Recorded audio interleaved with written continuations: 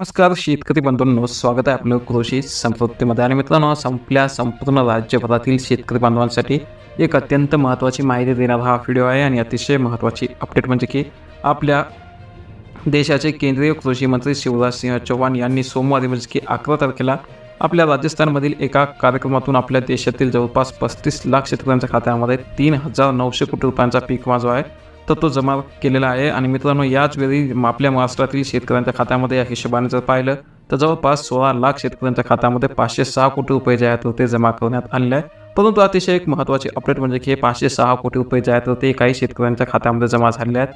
परंतु बरेचसे शेतकरी असे आहेत ज्यांच्या खात्यामध्ये ही पीक विम्याची रक्कम जी आहे तर ती आलेली नाही. आणि नेमकी त्यांच्या खात्यामध्ये ही रक्कम कधी येईल याविषयीची महत्त्वाची माहिती जी आहे तर ती आपण या व्हिडिओच्या माध्यमातून पाहणार आहे मित्रांनो. परंतु त्या अगोदर मित्रांनो, जर चॅनलवर नवीन असाल तर ताबडतोब आताच्या आता चॅनलला सबस्क्राईब करून सोबतचं बेल आयकॉन दाबायला अजिबात विसरू नका. तर एक सर्वात मोठी महत्त्वाची अपडेट आहे. आणि मित्रांनो, जी काही पीक विम्याची रक्कम आहे ते पुढील 7 दिवसामध्ये पीक विमा भरपाईचे 415 कोटी रुपये जे आहेत ते आपल्या शेतकरी बांधवांच्या खात्यामध्ये जमा होणार आहेत.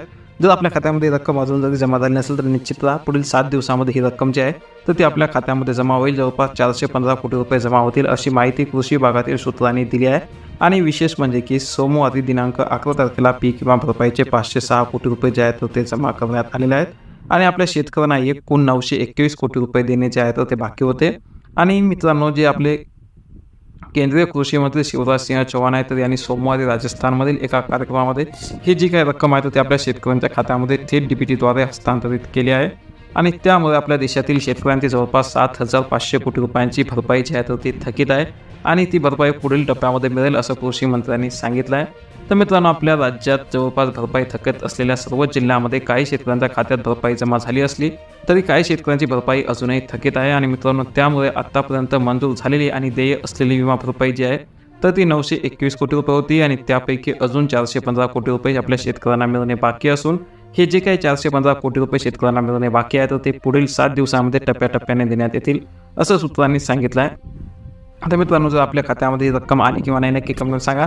आणि जर आली नसेल तर येत्या 7 दिवसामध्ये आपल्या खात्यामध्ये पीक विम्याची रक्कम जमा होईल. त्यामुळे जे काही शेतकरी पीक विम्याच्या प्रतीक्षेत आहेत त्यांच्यापर्यंत नक्की ही माहिती शेअर करा. चॅनल जर नवीन असाल नक्की सबस्क्राईब करा. त्यासोबत आपला कुठला जिल्हा आहे नक्की कमेंट